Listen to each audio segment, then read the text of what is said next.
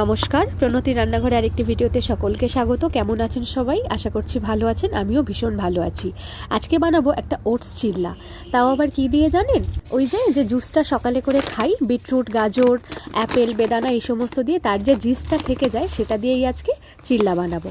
তো কেটে নিয়েছি এখানে পেঁয়াজ আর টমেটো, যে ওটা ছিল তার মধ্যে অ্যাড করেছি ডিম একটা।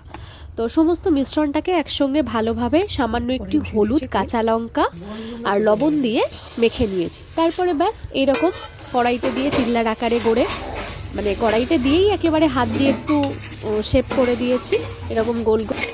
ব্যাস এরকম একটু উল্টে পাল্টে ভেজে নিলেই হয়ে যাবে।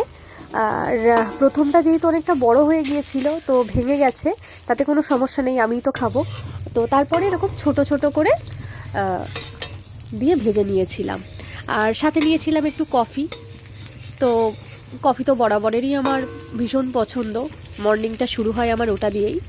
তো ফাইনালি রেডি হয়ে গেছে আমার ওটস চিল্লা। এটা একটু টমেটো সস নিয়েছি, টমেটো সস দিয়ে এটা খেতে ভীষণ ভালো লাগে, সাথে গরম গরম কফি। এই ছিল আমার আজকের ব্রেকফাস্ট। তো ভিডিওটি ভালো লাগলে লাইক, কমেন্ট, শেয়ার করবেন। ভালো থাকবেন। দেখা হচ্ছে খুব তাড়াতাড়ি পরের একটি ভিডিওতে।